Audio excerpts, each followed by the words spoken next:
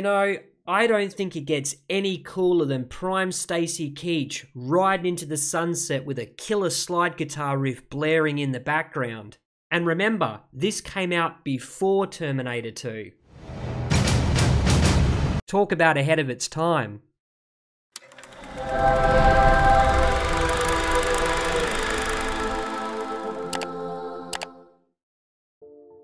G'day guys, Holy Critics signing in. And have you ever come across a movie that feels like a hidden gem waiting to be rediscovered? Well, False Identity is exactly that. It's a gripping blend of mystery, raw emotion and edge-of-your-seat suspense. Starring the legendary Stacy Keach, the always captivating Genevieve Bujold, and Tobin Bell.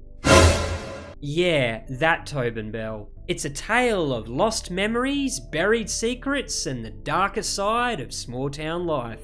Alright, enough from me. Go grab your snacks, settle in, and let's watch.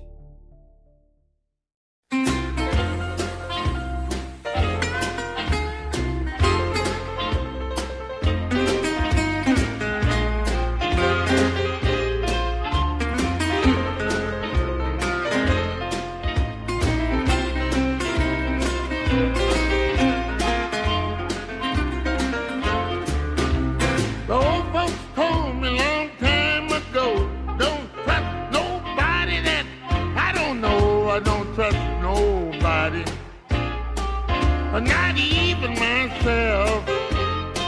Now I don't trust you and I don't trust nobody else. I don't trust my sister, don't trust my brother, don't trust my father, don't trust my mother, don't trust the baby, don't trust the man. I don't trust that doggone thing. I don't trust the judge, don't trust the police, don't trust the president, neither the priest. I don't trust the bus, I don't trust the plane. I don't trust that doggone thing. I don't trust nobody, not even myself. Well, I don't trust you, I don't trust nobody else.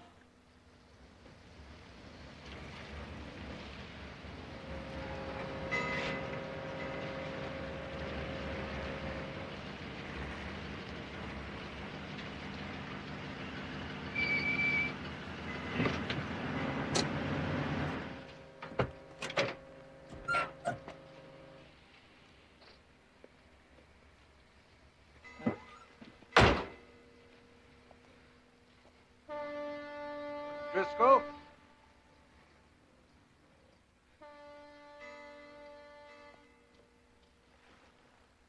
Driscoll!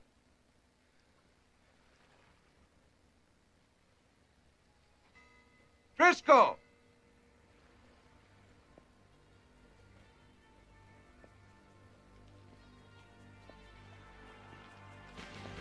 Driscoll!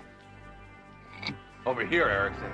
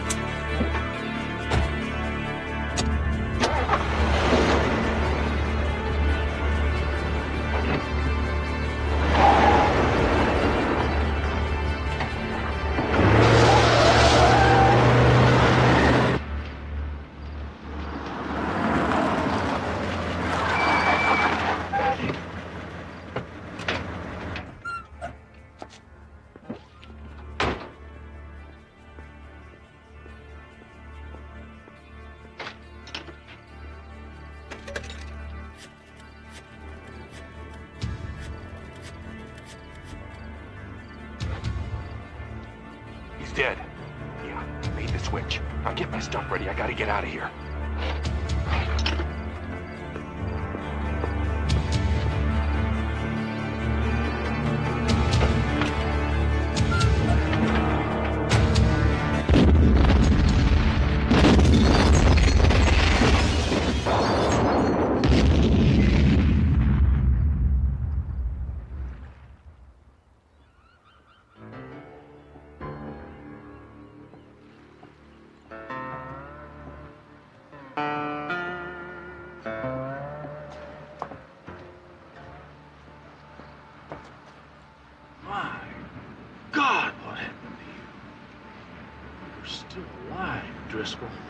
You hang on, Driscoll. We'll get help for you.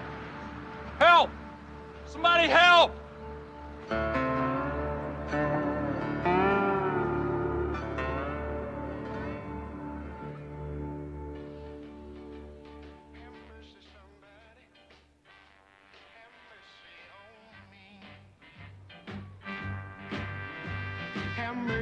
Unpredictable and hot. That's one to set you smoldering. We played it for you today at the special request of this week's local hero, Lexington's very own fire chief, Ernie Campbell. Mr. Campbell, does that song have any special significance for you? It's just a song my little granddaughter likes. Ah, 451 degrees Fahrenheit, that's pretty hot. A whole lot hotter than that. Are you ever scared? Hell, I'll say I'm scared. If I had a penny for every time I wet my pants at a fire, I'd be a rich man. Sure is a novel way to put him out. Yeah. Well, that's the mark of a true hero, someone who is just as scared as the rest of us, but does what needs to be done anyway. Thanks again, Mr. Ernie Campbell, for joining us here today. That's it? That's it. Oh. Well, nice meeting you. Nice meeting you. Very revealing, Mr. Campbell. So long, everybody. Oh, hi, Carl. How you doing? Looking good, Chief. Looking good. Everything's looking good. Mushroom? Yeah, pizza man. It's the pizza man. Just for you, darling. Thank you. So didn't I tell you that old bird would be great? Carl, He's a very nice man. I left a good job in Atlanta to come down here and do this. I'm uncomfortable with this. Honey, I'm giving you just what you want. We agreed that I'd have my own show, do it my own way, try new things. When is that gonna happen? Just give it a little more time, huh? We got that Veterans Day show coming up. You got somebody lined up for that yet? Not yet. So what are you waiting for? This is Coyote's Rhythm and Blues, wrapping up another week. Wrapping up another week and another profile of one of your very own local heroes. I'd like to leave you with thoughts of Fire Chief Ernie Campbell and all those like him who never forget that at some time in everyone's life, events force us to discover just exactly what we're made of.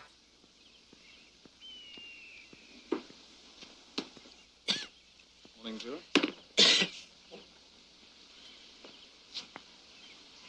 You're gonna catch pneumonia out here, you know. Antifreeze. It is thoughtful of you, though, to rush home after a rough night with your mistress to make sure I don't catch a cold. You don't suppose you could make that your last one for the day, could you? Or go inside, people talk, you know. Oh, no, surely people aren't talking about me. Well, I'm glad that you think it's funny, Vera. Because I don't think your daughter does, and I know that I don't. This family still has a reputation in this town, you know. And I'd hate to tell you what it is. There's a hawk down on the fence post. Take a look if you like. You're ruining your health, you know. Morning, Jim. Morning.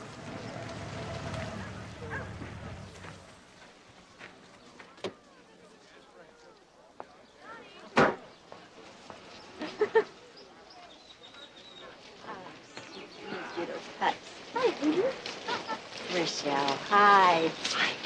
How are you? Here you go. Exactly what you need, teacher. Oh, something to remind me of all the places I can't afford to go. Let's see. Right in the middle of the Atlantic Ocean. I'd better learn how to swim. Let's check it out. Not a stop. Hi, sweeties. Oh, you're all muddy, but are you for sale? Are you for sale? Oh, are you adorable?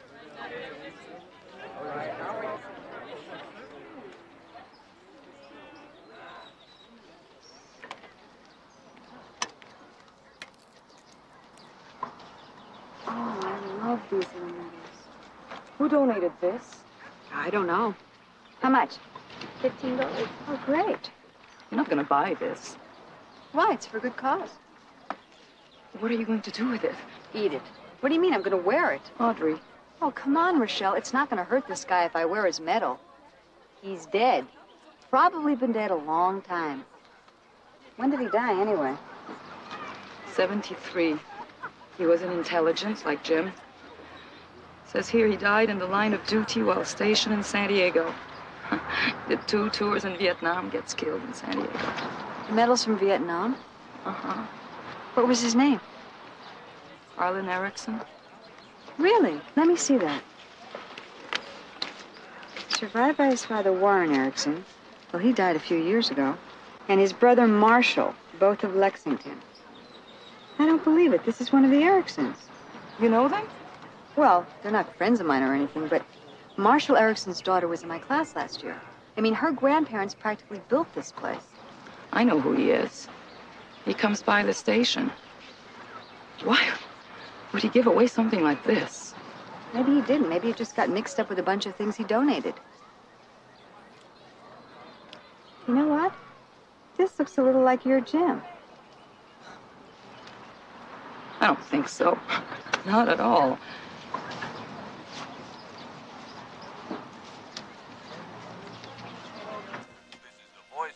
Let me put you on hold a second, okay? Just a second, right? I found someone for the Veterans Day show, Carl. Okay. All right. Hey, just make it good now. You can't make me go, so there. Yo, where is this? Chad?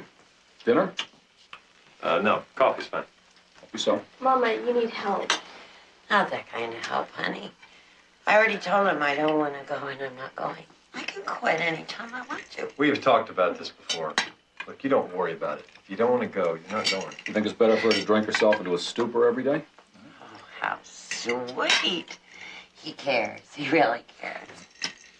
This is pathetic. She's a babbling neurotic, and you two encourage her. Just one damn minute. You can't talk about me like that in front of my family. If you want to start calling people names, I can think of some a hell of a lot worse than neurotic.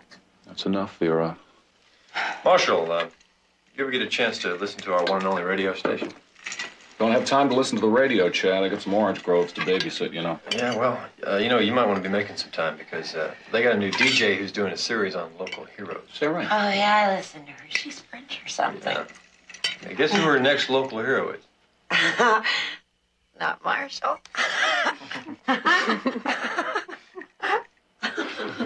No, not Marshall.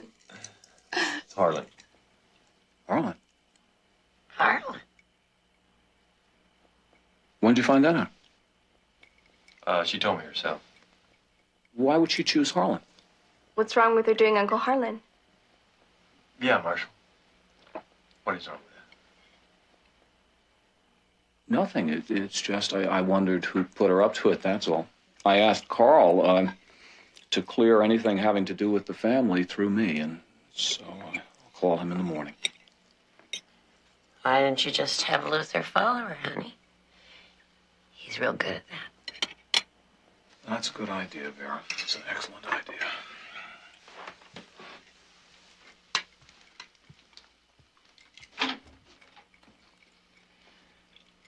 Eat your green beans.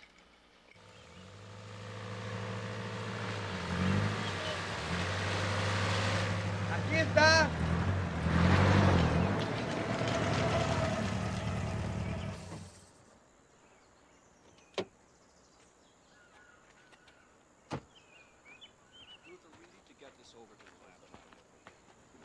Mr. Erickson? Yes. Do you have a moment? Certainly. I'm Rachel Roux. You might recognize my name by the number of messages I've left for you. I would have thought that you might have realized by now that my family and I don't really wish to participate in this profile of yours, Miss Roux. I loved my brother very much. We were close. Some people, they won't hesitate to be cruel, even to lie. Now, my brother has been dead for some time, and I prefer to let him rest in peace. You may continue to call, but we're simply not available for this, so I hope that you'll respect that. Fidel. The wrong gate. Go front.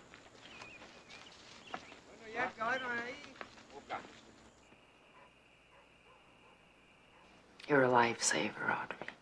I know, I'm too good to you. You still gonna go to the archives? Tomorrow. What are you looking at? Oh, that's Elise Lawler now. She's still beautiful. She's not his type. Oh, and you being such a close friend would know this. He's just not the kind of person who... Honey, he's dead. We use past tense to talk about dead people. Speaking of which, why don't we go to 3-Star? No, I've got work to do. When are you going to go out and have some fun? For the first time since Carl started this ridiculous local hero series, I'm excited about my work. There's substance to this story. People don't want me to talk about Harlan Erickson. When there's smoke, there's got to be fire.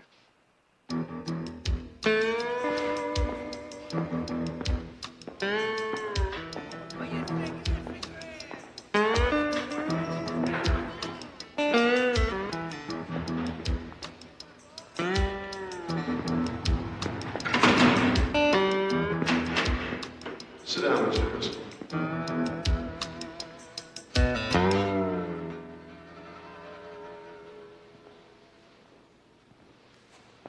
Mr. Driscoll, there seems to be some reservation about granting your parole. Do you mind answering a few more questions? Mr. Driscoll, you've never expressed remorse for the crimes you committed before you were incarcerated here, yet claim to be completely rehabilitated. How do you explain that? I have a steel plate in my head. How can I say I'm sorry if I don't remember what I did? You remember other things readily enough? Things come and go. Their concern is that you will not be able to function normally in society. What happens when you forget meetings with your parole officer? Neglect to check in with the proper authorities when you travel? I won't. I've survived in here for 17 years. That'll be all, Mr. Driscoll. We'll inform you of our decision shortly. Thank you.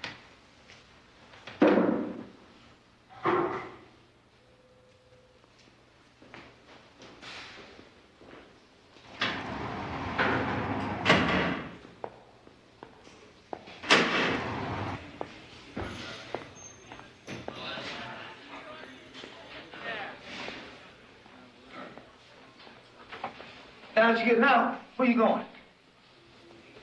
I don't know. Damn. Feel kind of sorry where you been. No family, no kin, no place to go. But you know something, bro? There's always a bed here if you need a place to stay. Hey, you going to this place here, man? This place you been drawing? Livingston? No. Man, you called it Lexington. That's right, Lexington. Why don't you check it out? Yeah, well, there must be a Lexington in every state in the Union. It's got to be California or Florida. Tell me, what you got to lose? Could be you got some folks there. I'm going to leave that one for you. Something to remember me by. Yeah. You had a real thing for long.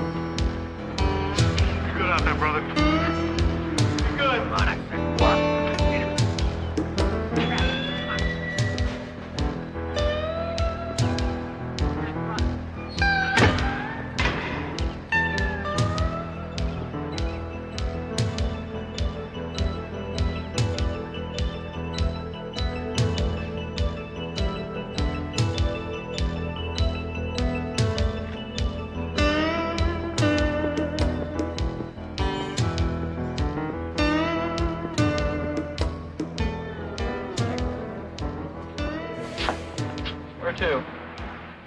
Lexington, one way. Okay. That's gonna be $42.50 one way, sir. To Los Angeles? Lexington. What? I heard you plain as day. You said Lexington, sir. How far is it to Lexington? About 160, 165 miles. I'll be glad to save you the ticket to LA if that's what you like. No. Okay. Bus is gonna leave in about 20 minutes, sir, okay? Now here's your change. Thanks. Okay, now you enjoy your trip.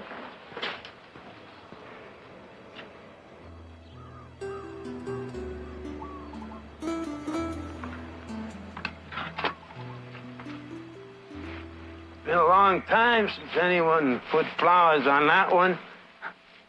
My mother always said time to give flowers was when people were alive. You ain't kin? No. Did you know Harlan Erickson? What makes you ask?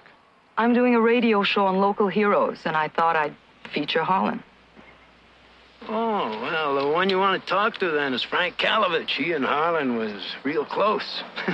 Two of them and Isaac Rice was always together. They used to call themselves the Wild Bunch after some movie. Frank owns a local plumbing business. And I planted Isaac on that old oak, last spring. Yeah. They had lung cancer. Mostly they just holed up in that cabin of theirs, and they hunted, and they hollered, and they drank some. But it wasn't nothing, really. I'd like to see that cabin. Yeah? Well, there's not much to see now. Last time I went by, it looked as if the termites was eating away at it. Why don't you ask Frank Kalovich? He'll take you there. You ask him.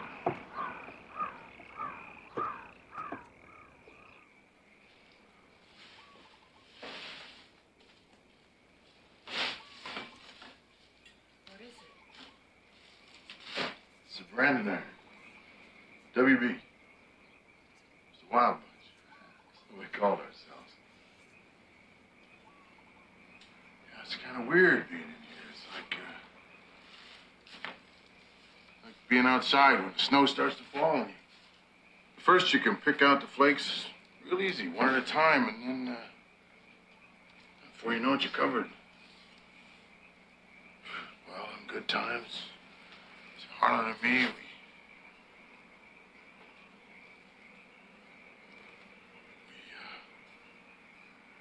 We spent the best years of our lives together.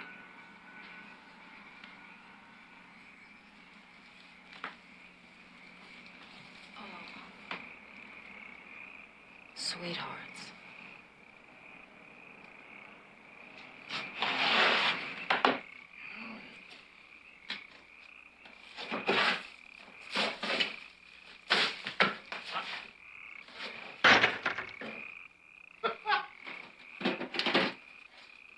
It's our bank. It was Harlan's idea.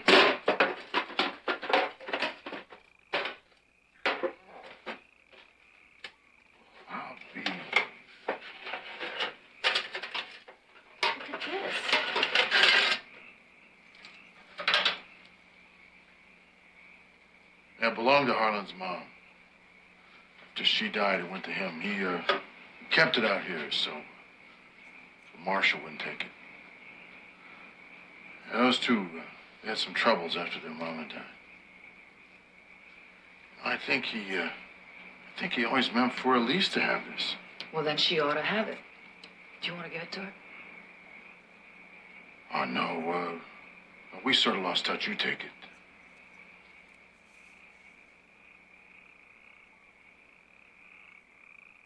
As long as I can remember, that family has used every man, woman, and child in this town. From the time they put the first cornerstone on their first building. You think Harlan might have changed all that? I don't know, maybe. Well, if he hadn't stayed in the Navy... Did he ever talk about the time he was wounded? No, he never talked about the war. Did you two get together that last night before he went back?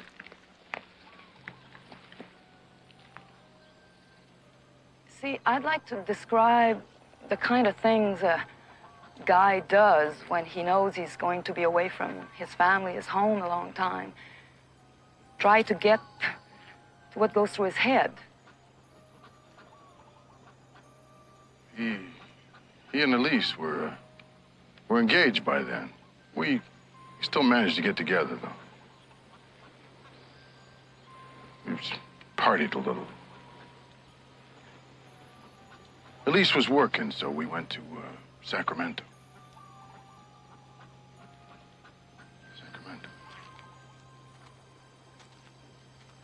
Good morning, friends out there in Radioland. This is Coyote coming to you today with a departure in our local hero series.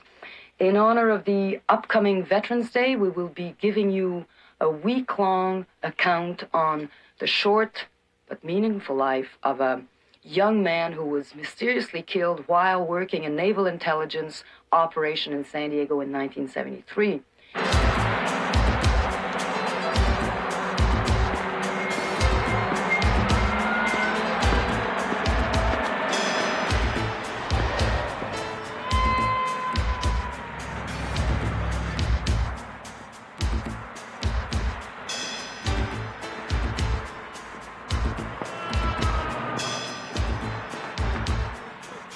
Previous address, San Quentin. I didn't know I was dealing with the next con. But we shook hands on it. I gave you good cash money. You don't gotta tell me that. Keys are in it. Here's your pink slip. Thanks. Friend, let me give you some advice. Don't bother stopping here in Lexington. We got a sheriff here who don't like trouble.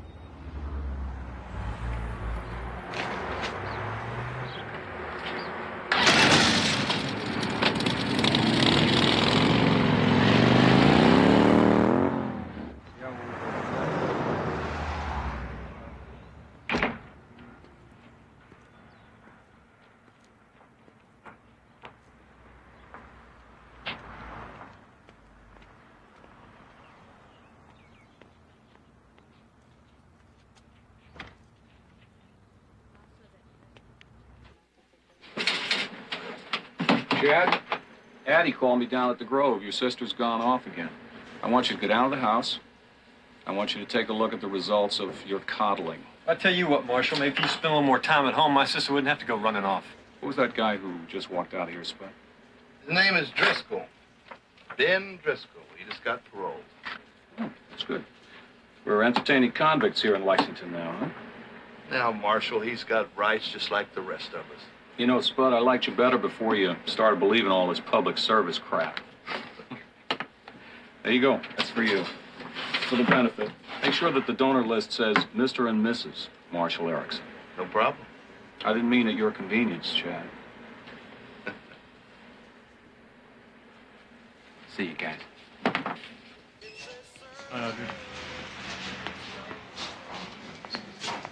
Hi, Terry.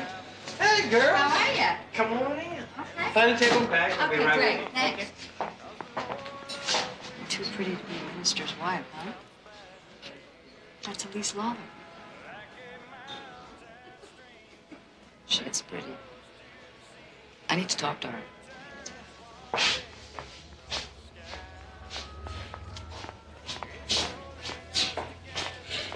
How you doing, Art?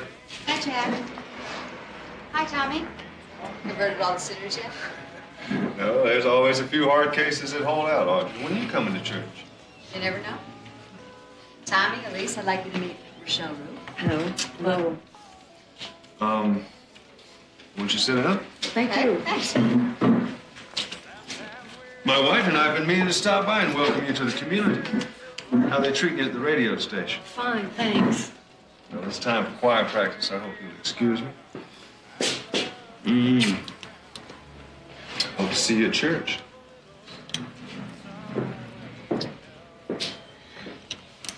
I don't look exactly happy to see you, Miss Rue.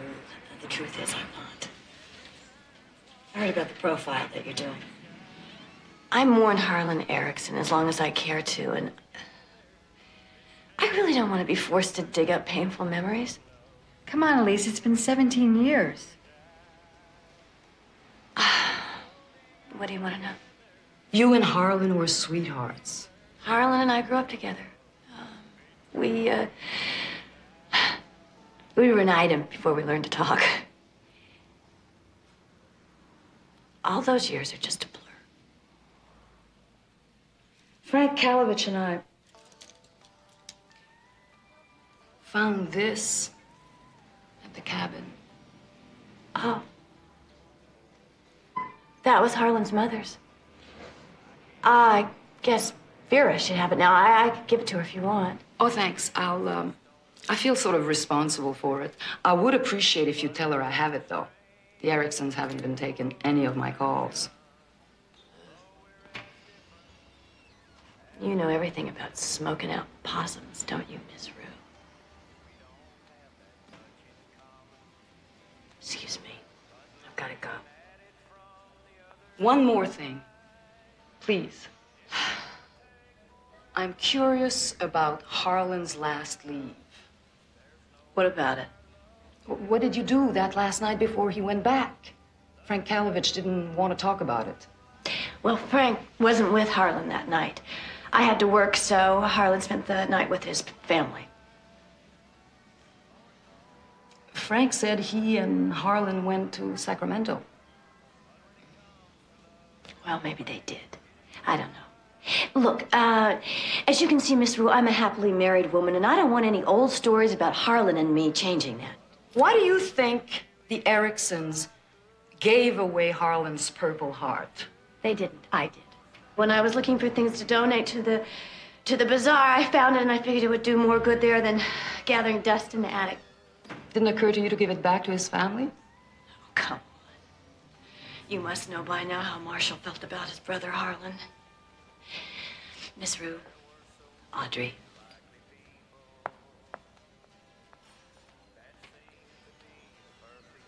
I wonder why she lied about that last night.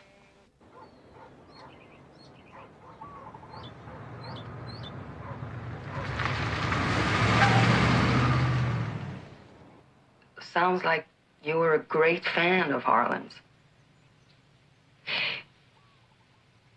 Would it be possible to meet you in person? I'll be right back. Okay, I'll be right here, okay?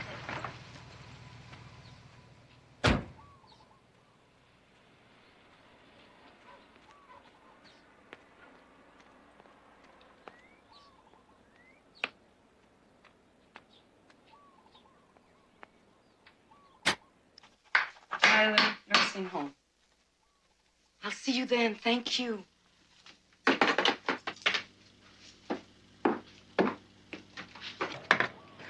Hi, I'm Vera. Come on in.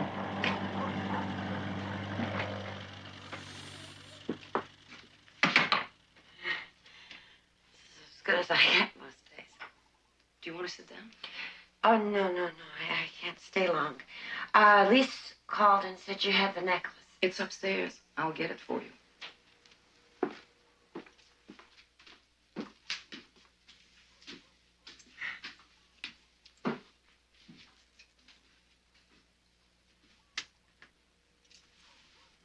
God, Vera, you're just as ugly then.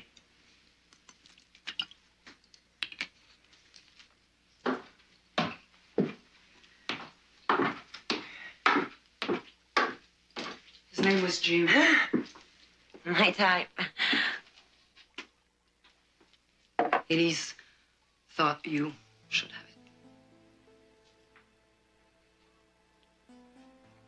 I'm not really a bad person. Few people are. Would you be willing to answer a few questions about Harlan while you're here?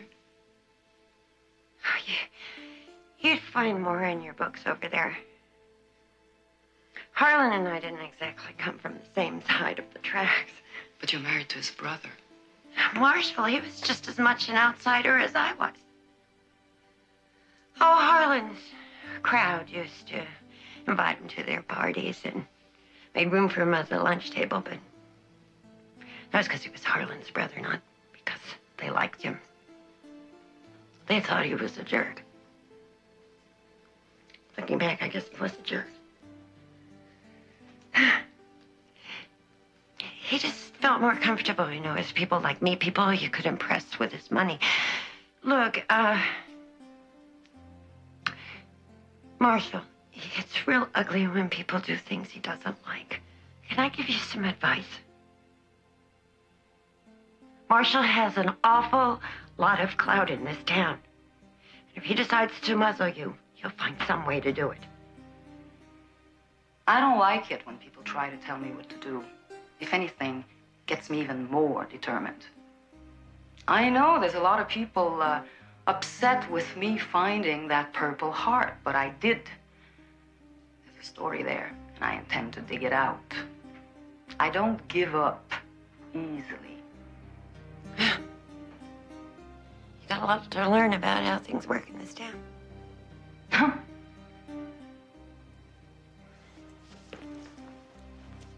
Just watch your back.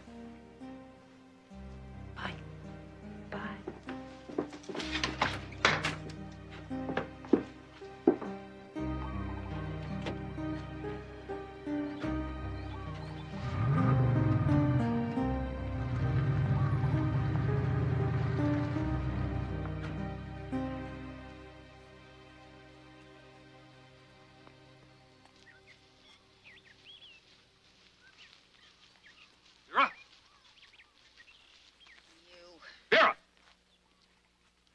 What are you doing here? Now, what are you doing here beside making my life more difficult as usual?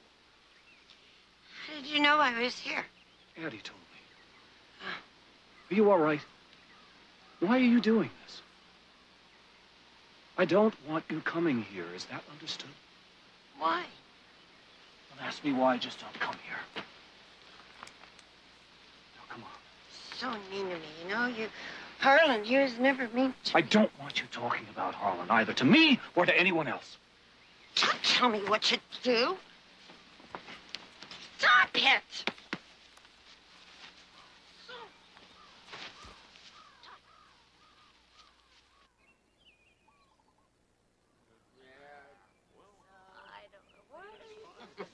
I didn't do no cooking. No, I used to sew for Mrs. Erickson. That's Harlan's mother, not the woman they call Mrs. Erickson now. She died in, 59, didn't she? No, I always thought that Sarah Erickson died in 1960, right after they finished putting that addition on the school. No, it was just before. Well, I guess that you knew Sarah Erickson more than most people since you worked for her, but for the rest of us, we was lucky to get the time of day. Well, before you go setting up Harlan as a saint, you ought to see what Bill Hayes has to say about Cindy Roper. Who is Cindy Roper? Cindy Roper was the town whore. Harlan used to go out with her now and again. And Bill Hayes, he used to be the sheriff. Now, if anyone's going to tell you about it, it ought to be him. Bill Hayes. Mm-hmm. Well, thank you all for your time. Well, if you want to talk about a real hero, let me tell you about my son. He was killed in the Tet Offensive. Yep. Jeremy Sterling, private first class. I'll keep it in mind. Thank you. Bye. Bye. Today is the second day of my profile of Lexington's own Harlan Erickson. No one in the Erickson family has been available for an interview. Do they have something to hide? Oh, she's not going to get away with that one.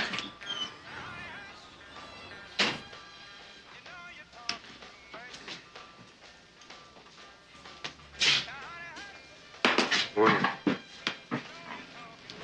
What'll it be? Coffee?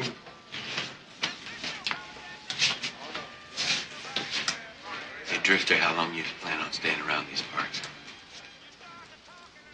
I don't know. Why, have I done something wrong? Not yet. Come on, let's go.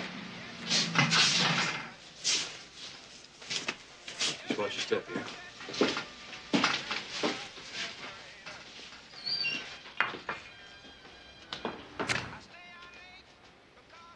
So, where are you from?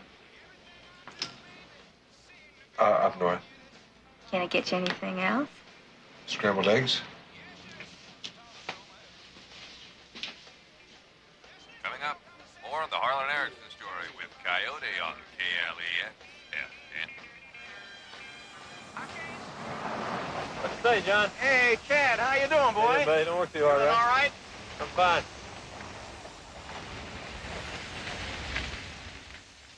Harlan's is the story of a complex man. Full name, Harlan Eugene Erickson, son of Warren and Sarah Erickson. He arrived on September 25th. If any of you out there have thoughts or memories about Harlan, I need you to share them with me. Please call me. My number is 555-6458. This story isn't just about Harlan. It's Good about morning, everyone. I thought we weren't going to listen to this. Coming up, some more magical. Morning, sweetheart. I'll have some coffee. Yes, thank you, Annie. Oh, it would be nice if you'd call and say you won't be home when we expect you. Why is it that every time I come home, you have a comment to make about where I've been or who I've been with or whatever? Addie, would you excuse us for just a moment, please? Thank you.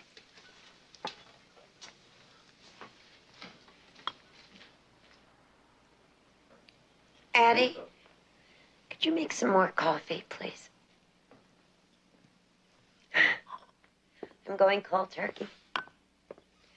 It's about as much fun as committing hara-kiri. I'm very proud of you, Vera. I am proud of you, sweetheart. I think it's wonderful. I think it's just terrific. Can't your secretary eat a meal by herself? Where did you find that necklace? This? Yeah. I went to Rachel Bruce yesterday. She gave it to me. Did you have something to say to her? It's a secret. But did you say anything to her? Did you tell her anything? It's a secret. Could you give me that, sweetheart? Come on, sweetheart. Give it to me.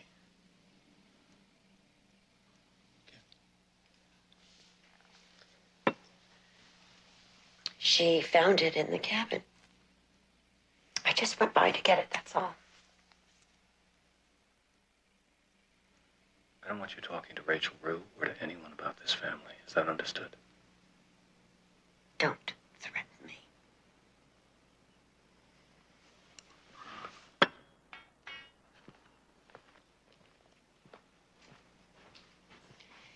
It's all written down.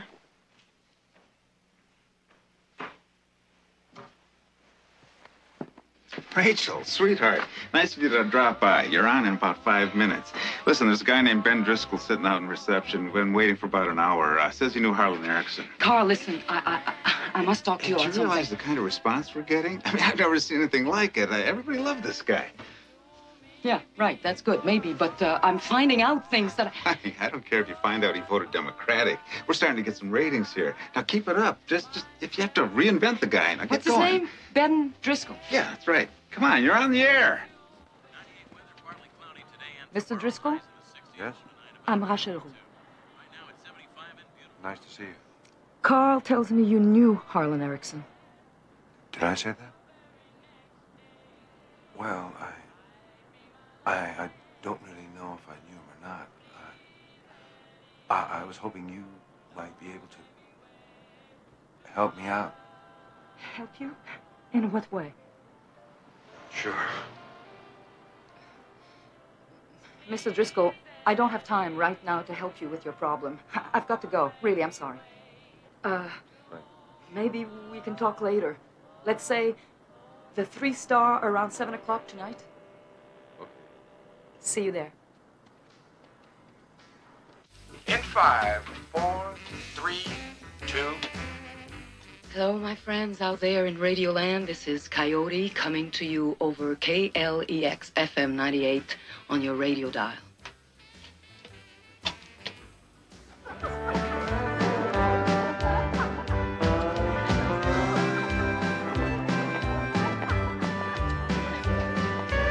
Hey, you.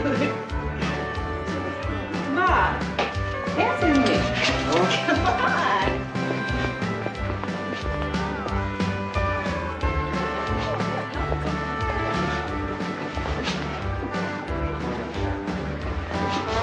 I'm not much good at dancing. Oh, come on. You just have to loosen up a little bit. Yeah, that's really good. Okay, well, give me a spin. Oh, that's good. That's good. Give me a super spin. Oh, well, that's pretty good, too. That's fine. Yeah, that's great. That was pretty good, too.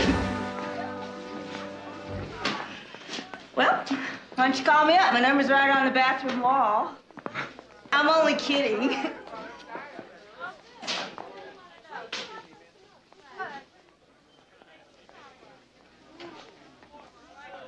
Hi. I didn't keep you waiting.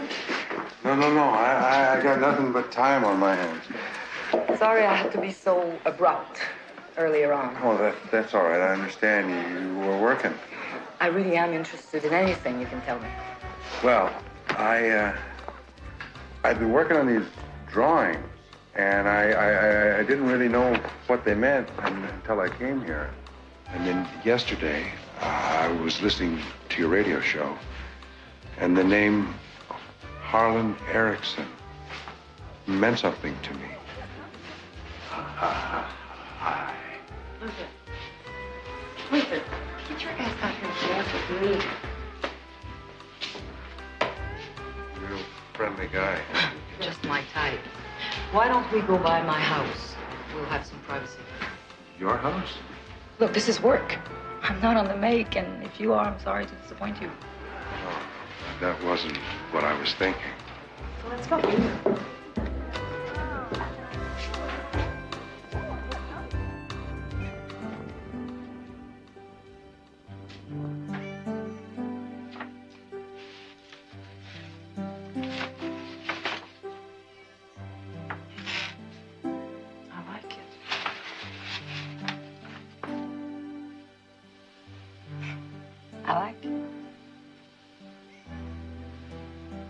Pictures weren't taken in the United States, were they?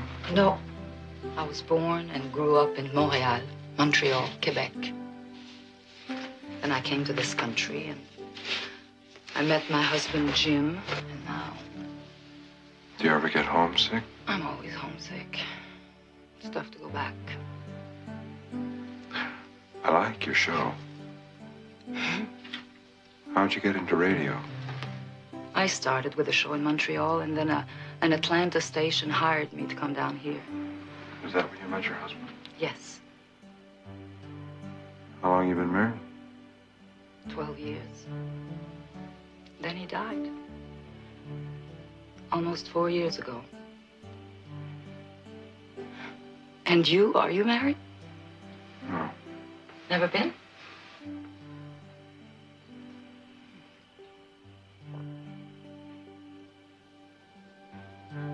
Einstein. What? Name Einstein keeps popping into my head. Is there a window bench in this house that has some kind of painting or drawing on it? Is this a joke? If it is, the joke's on me because I feel like I've been here before. Come with me.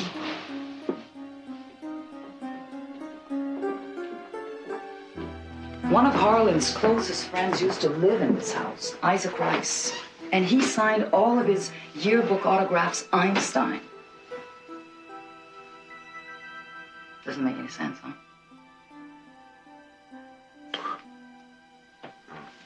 Where are you from? Tennessee. Well, then, you ought to talk like this. And according to my service file, I ought to be able to play the guitar, read music, and the truth is I can't even recognize one note. What branch of the service? Intelligence. Navy? Well, so was Harlan Erickson. Maybe that's where you know him from.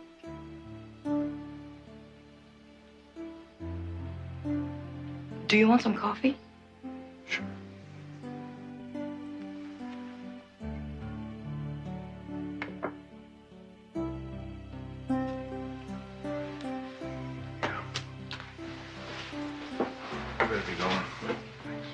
If you'd like to come by for lunch tomorrow, you're more than welcome. Okay. Purple Heart. Your husband was in the Navy, too? Liar? Mm-hmm. You must have liked living on the edge. We were very alike. Good night.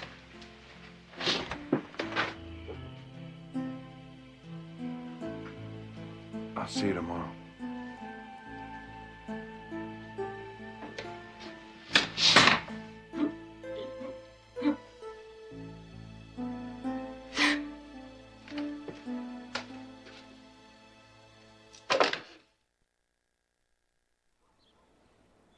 Well, it all seems very strange to me. Did you tell him about Bill Hayes? No. Who's Bill Hayes? Well, he used to be sheriff here, and evidently he has some secret about Harlan Erickson. Is there one? Who knows? The people who were closest to him all seem to be hiding something. His own brother won't even talk to me. I'm seeing Bill Hayes right after lunch. Got an appointment. How about if I take you there? Sure. Great. Well, I'll go warm up the motorcycle. Excuse me.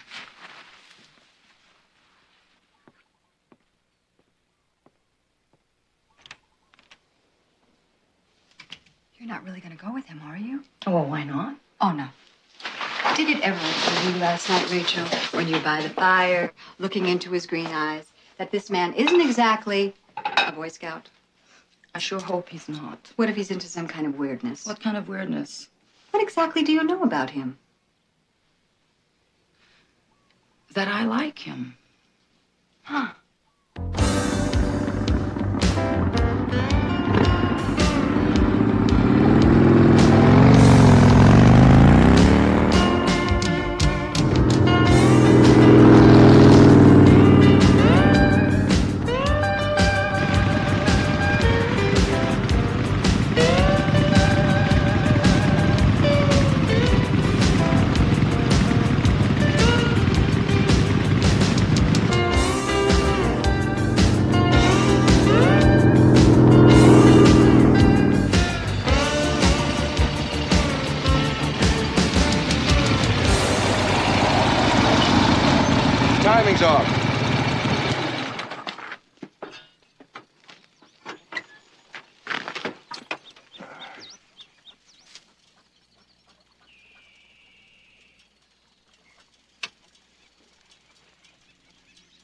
What's the matter?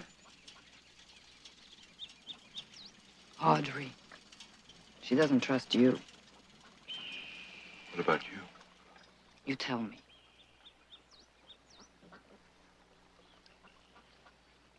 I spent the last 17 years in prison.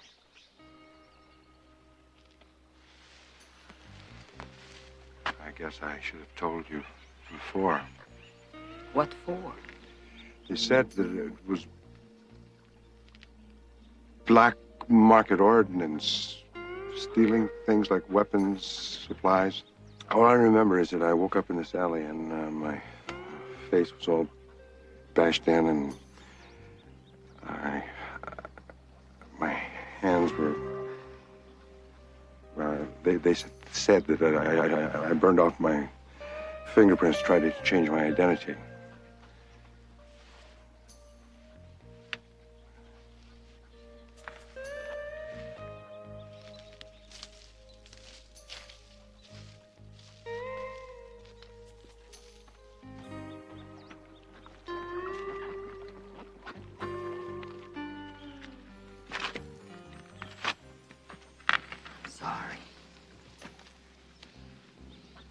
To believe that a man could play a guitar with hands like this.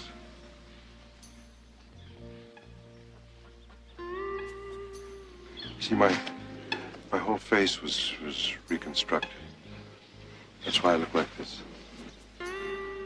It's a good face. For the past 17 years, I feel like I've been living in somebody else's skin. The only thing I know about Ben Driscoll is what I read in a file. I don't know myself any better than you know who you are. I used to think I was very independent. Jim dies. Takes me 3 years to notice that time's passing and I'm standing still. I'm here now. Cracks patched up.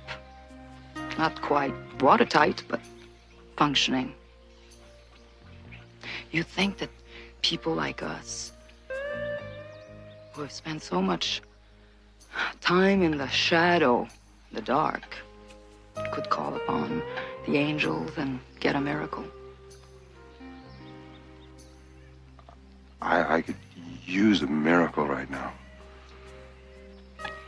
We'll have to establish our identity ourselves. Come on.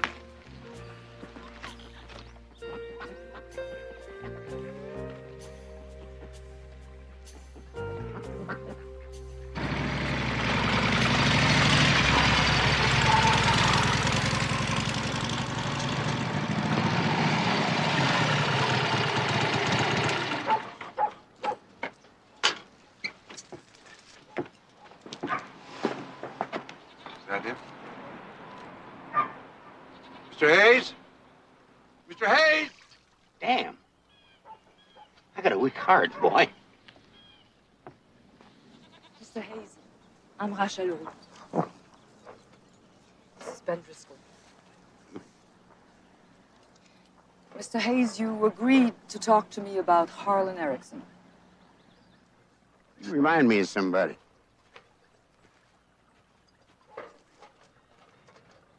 Mr. Hayes, what does Cindy Roper have to do with Harlan Erickson? Well, some folks think that Harlan was with Cindy the night she was murdered. Murdered? Beat to death. Yeah. There's something strange about that case right out of the gate.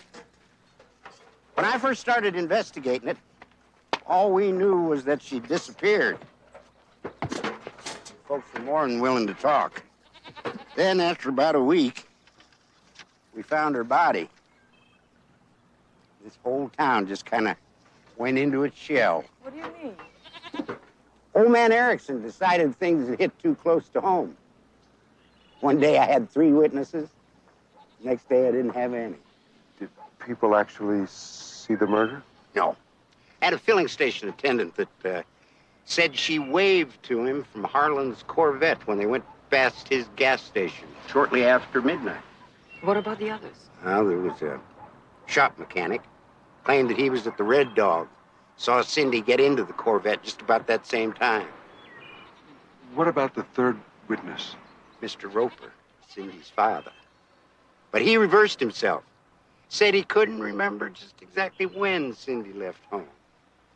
Whole lot of memory loss going on all of a sudden. Well, come on. Let's go inside.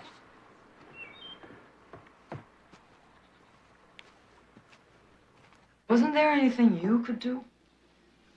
Well, by the time we discovered the body, word had come that Harlan had been killed. Didn't seem to be any point in beating a dead horse, so I just let it go. Since they're all dead, except maybe for Arnie, I guess we never will know what they really saw that night. Listen, do an old man a favor, will you? If you ever do find out what happened that night, I'd like to hear about it. Now, Harlan Erickson I knew had a quick temper, but he wasn't the kind that would strangle a girl and then leave her body out in the woods for the crows to finish off. I'm usually a pretty good judge of character. I'd like to think I didn't miss on that one. Thank you. Yeah. Bye. Bye-bye. Not exactly good news, is it? Looks like Harlan Erickson may be no better than Ben Driscoll. He's guilty. Yeah, he is. Vera and Elise know something about all this that they're not telling.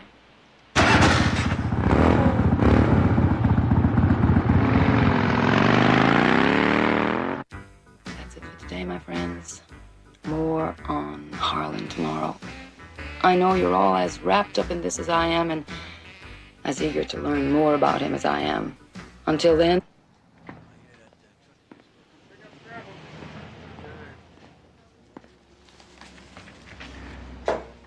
You keep it up, you're gonna rub the surface right off that counter, Alma. Inspector's coming today. Here's the man bought that old cycle Kelly Myers traded in. He spent nearly the whole day here yesterday. Morning. Morning. Coffee? Please.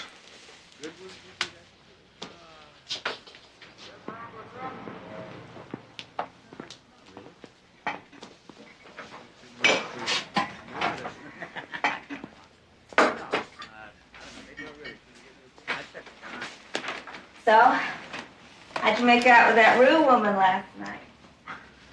I don't know yet. Well, keep me posted.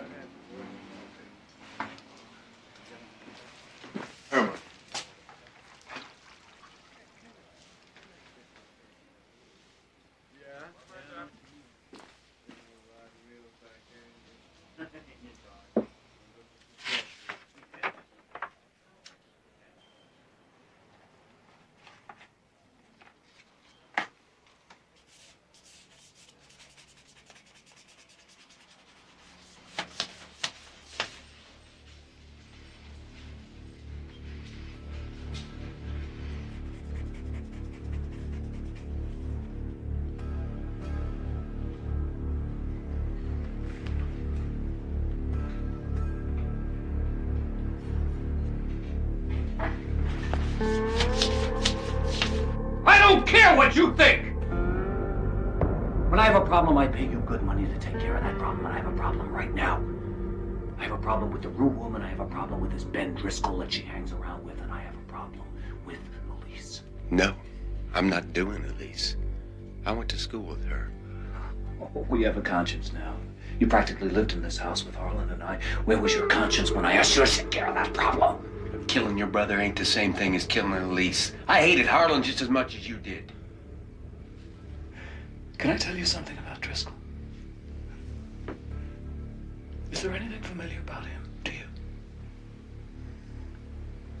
Do you remember the painting that hung over the fireplace here for so many years? Harlan painted it when he was 13. My father loved it. He spent $1,000 getting it framed. It was garbage. Ben Driscoll painted the exact same painting, sketched it in his sketchbook, exact down to the last detail in the 3-star the other morning. Now his face may be different, but I think Ben Driscoll's my brother. You're losing it, Marshal. You're going off the deep end. I handled that problem a long time. Don't you talk to me that way! I am telling you, you are in this deeper than I am, and don't you ever forget it!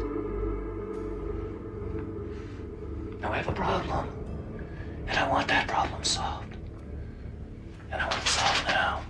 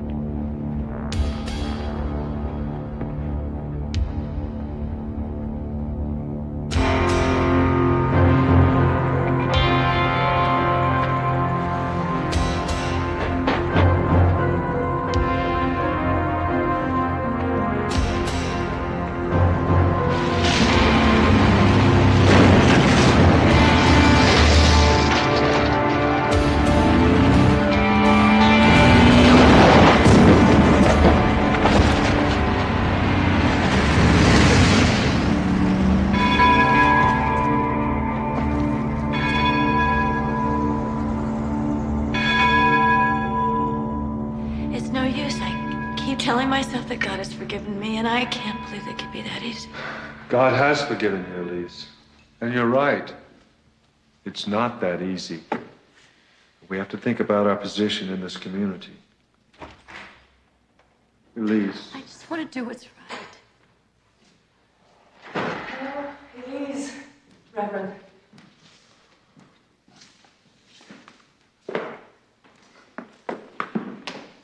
I need to talk to you. I've told you all I can, Mr. I don't believe we've met. Ben Driscoll. Tommy Lawler. This is my wife, Elise. Miss Rue, I've been meaning to contact you about running a public service announcement. I don't know how these things work. That's Carl Wilson's department. I'll have him give you a call. Thank you. Please. No. Honey, could you get that? Excuse me. It's important that I talk to her. Look, if you could just...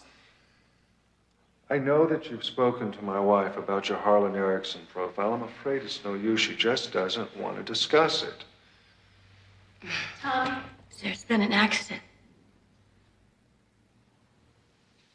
Frank is dead.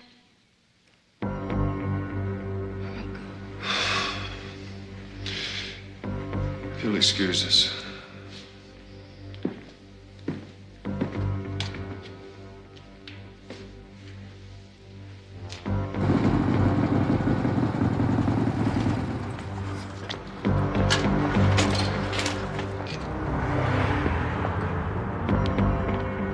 No, nobody's here. I keep telling myself Frank's death was an accident, that talking to me wasn't the cause. I think we ought to let go of this whole thing. I'm not interested in giving up now. Don't you think you might be Harlan Erickson? If I am, maybe I'll remember what it feels like to beat a girl to death. I don't believe that.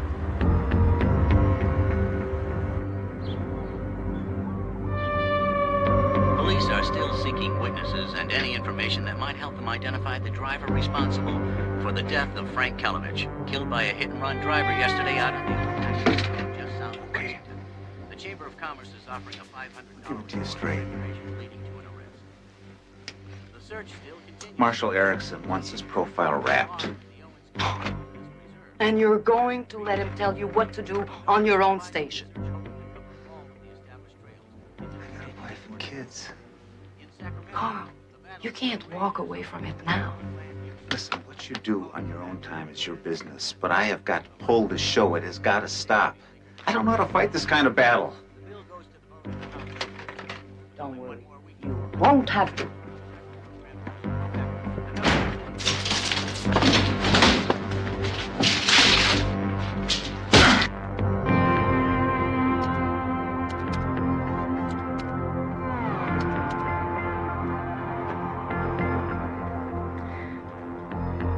Ben Driscoll's room, please.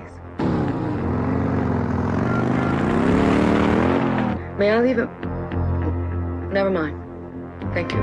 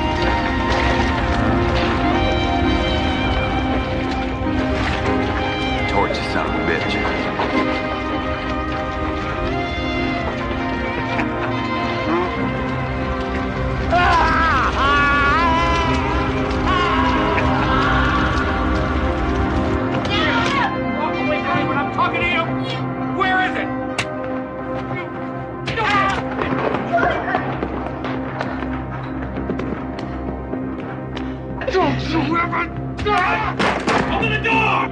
You tell me! You tell me! How'd he kill you? Get the hell out of here. How did this start? They started screaming at each other. And Daddy said something about Uncle Harlan. And Mama said she had it all written down. You have what written down? It's her. Yeah.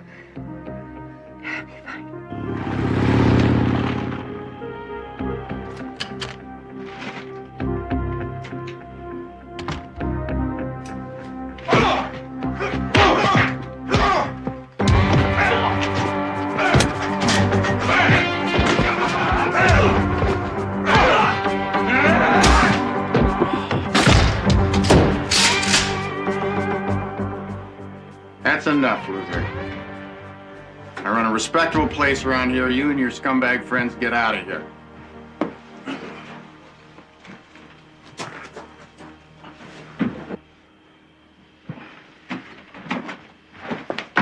You too. Get the hell out of here.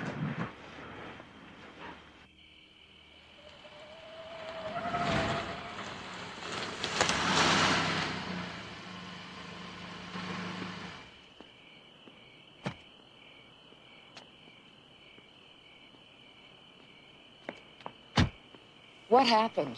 Local welcoming committee. Mr. Erickson's boys don't seem to like me. I just wanted to make sure you were all right. I'm fine. I think I better have a talk with Mr. Erickson. I think you better come inside. You're in no shape to go anywhere.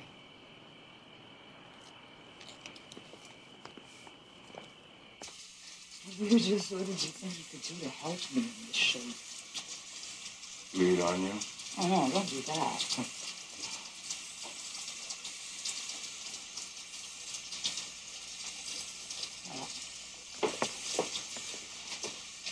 Oh. Sorry. It's okay.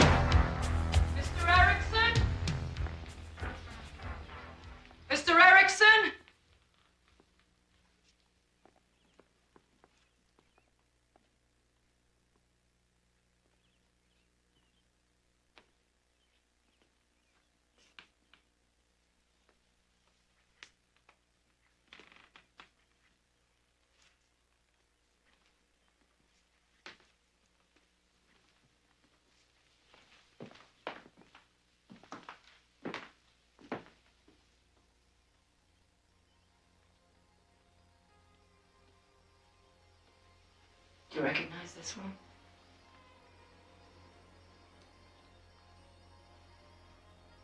No.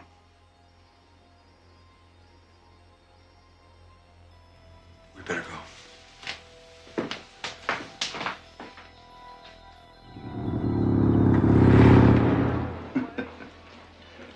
Now, I can look the other way when an ex-con gets a few lumps.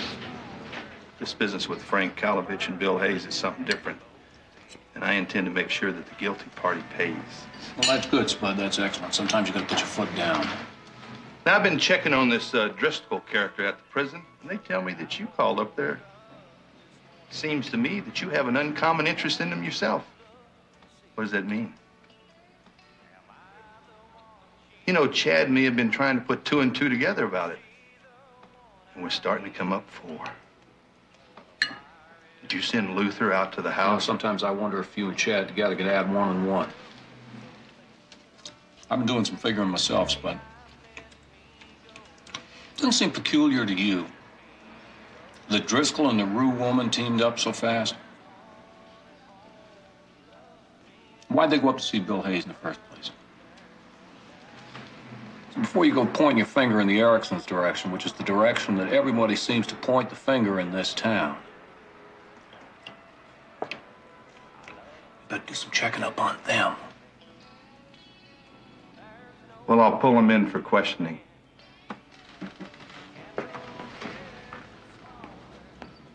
You get this straight, Marshal. The good lawmen can see dirt on a man other people can't. You think about it. You know what I mean?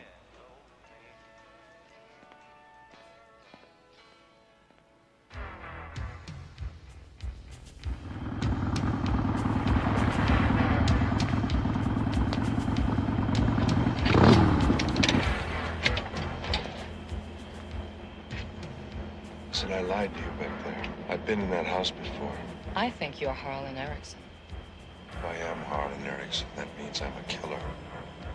I don't believe that. You're whomever you became during those 17 years in prison. That's you. I want you. Elise, she knows what happened that night. We've got to convince her to tell us.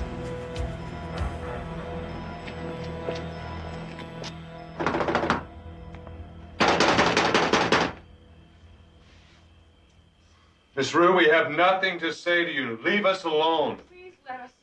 Open the door, Tommy. Elise. Open the door. Tell us the truth, Elise.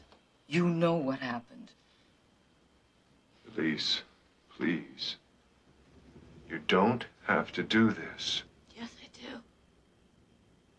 Frank's dead. We can't lie anymore. Frank lied to protect me. He'd been doing that for us for years. We were just so afraid of being dragged through the mud. Honey, please. Harlan and I were engaged. I wanted to finish college. So there didn't seem to be any immediacy about getting married. Unfortunately, we didn't wait for everything. I got pregnant. And I didn't want the baby. That last night that I saw Harlan, we had this terrible argument. Elise, please, it's my baby too. Oh, I told you I'm not ready, Harlan. I don't want to be like every other woman in this town. You promised me. Now are you going back on your promise? If I go after college, if I don't finish college, I'm never gonna... Sweetheart.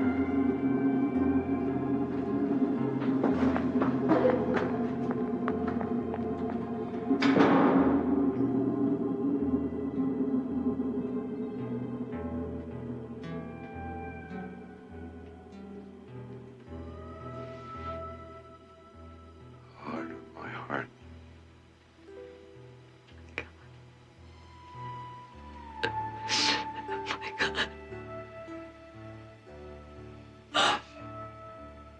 I was with you that night. Harlan. And I went with Frank. Marshall had my car.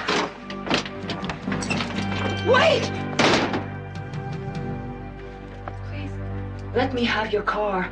And please, call the sheriff. We're going to the Erickson's house.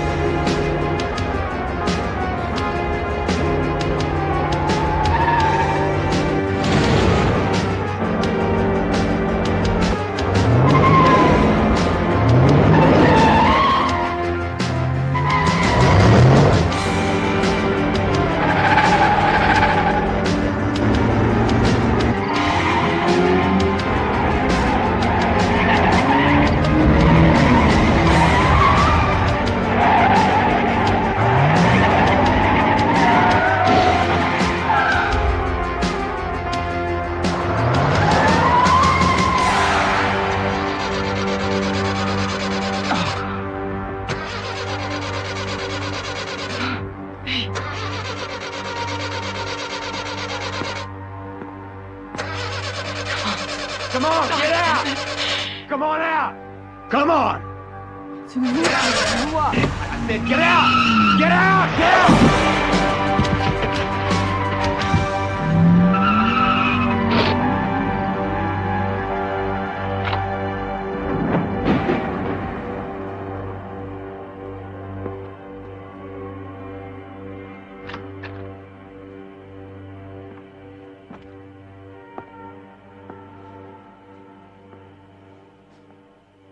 Hello, brother. That's the brother I remember. What do you want? I want to know why you left me for dead 17 years ago. Why I had to spend the best part of my life in prison. You're Ben Driscoll. You're not my brother. My brother's dead. Oh, yes. I am your brother. And you know it. I'm Harlan. The face may be different, but look in the eyes. You want a chunk of all this? Is that it? You want a chunk of all this? You don't start spending your inheritance, my friend, until you come up with a good alibi for the night Cindy Roper was murdered. I didn't kill Cindy Roper. I wasn't there. I remember everything that happened that night. Apparently you remember only those things that you want to remember. I checked with the authorities. You don't remember anything. They told me you don't know your ass from a hole in the ground. So why would anybody believe you? Why do you hate me so much? I was born to hate you, Mr. Great Athlete, Mr. Perfect Son.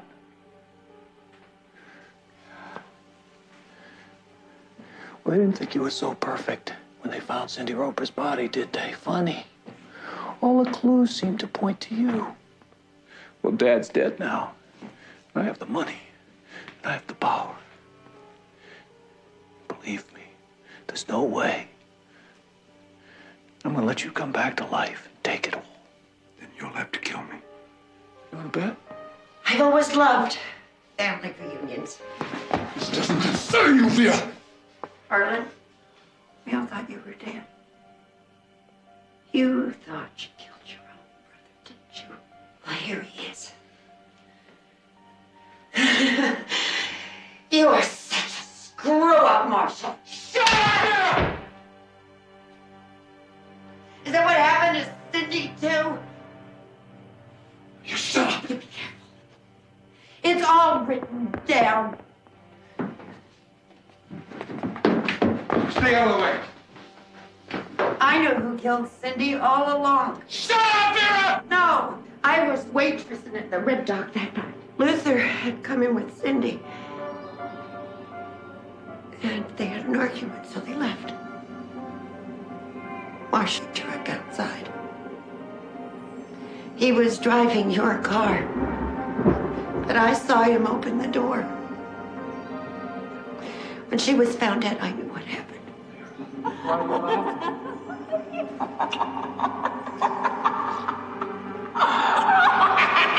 Don't laugh at me! Don't laugh at me! Don't laugh at me! Don't laugh at me!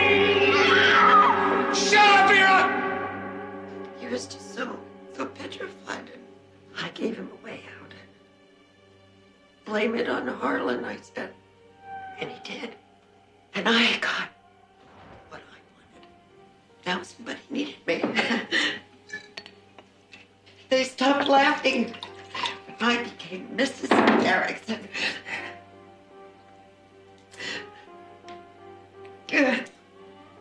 Maybe that's why I helped you. Did Cindy laugh at you?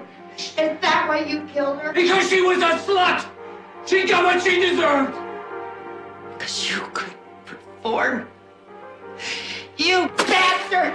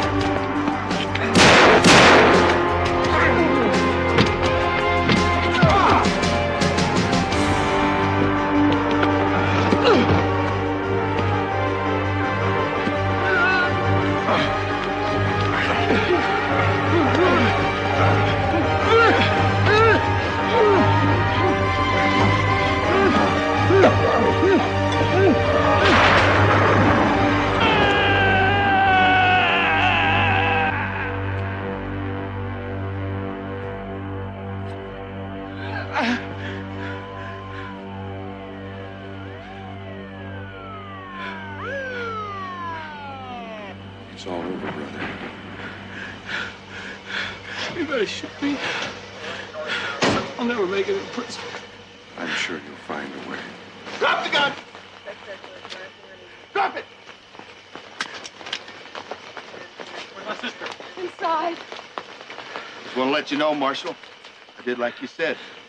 Did some real investigating into the death of Frank and old Bill Hayes. The two boys who helped Luther out to do your dirty business, they sang like mountain goats.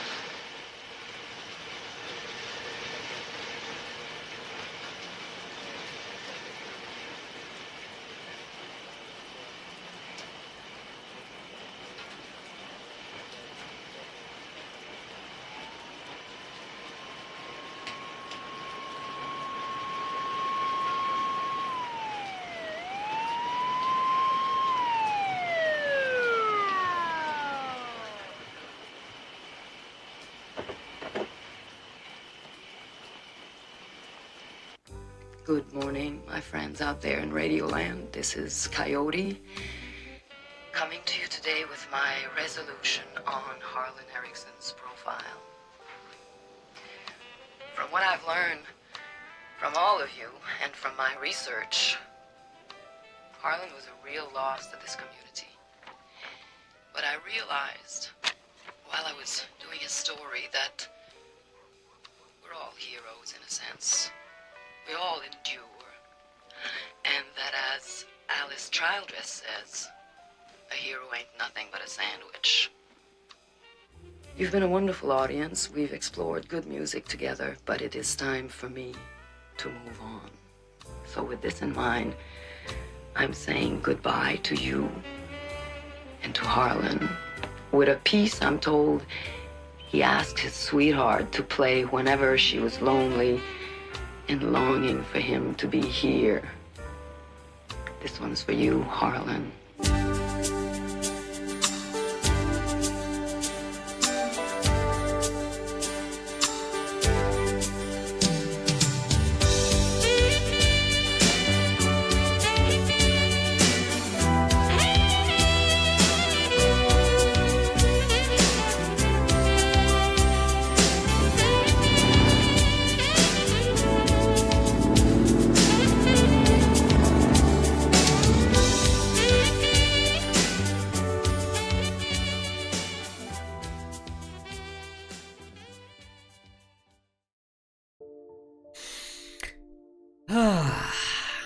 Don't you miss the days when movies weren't afraid to throw in a sultry saxophone soundtrack?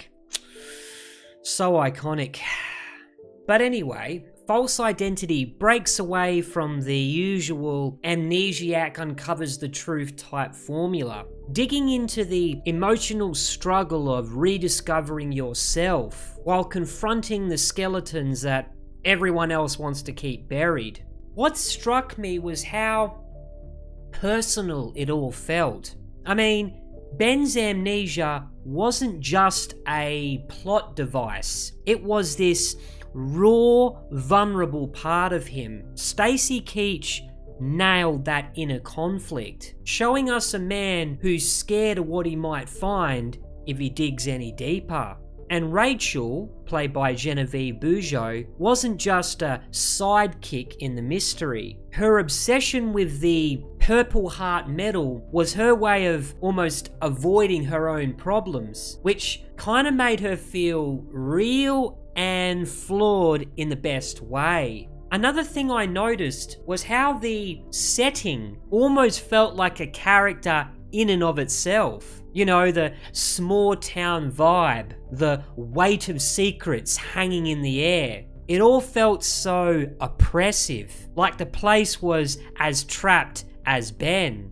There's this underlying commentary about how communities paper over the cracks to cover up an ugly past. Tobin Bell's character Marshall was a great representation of that. He's a guy who looks polished on the surface, but is clearly holding his family's dark secrets together with duct tape and a fake smile. Now, I will admit that the film's pacing was uneven in parts, and I felt a little lost in the first 20 minutes. There were moments where I was just waiting for the plot to catch up with itself. And while the story did try to be intricate, it sometimes ended up being needlessly convoluted, as if the twists were there just to keep us guessing, instead of actually driving the story forward. However, here's where I do give it credit. The themes of redemption and self-discovery worked well, and the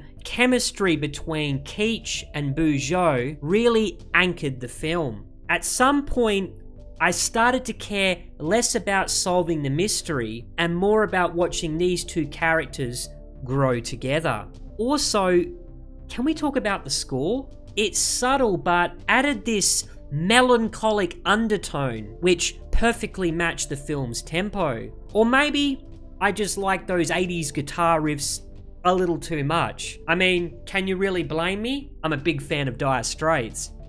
Anyway, now it's time for my final verdict. I thought False Identity was layered, character-driven, flawed, but kind of beautiful in its messiness. I certainly don't regret watching it, which is more than I can say about most movies made today. So, I'm giving it 3.5 out of 5 stars. What about you guys? Did the ending deliver?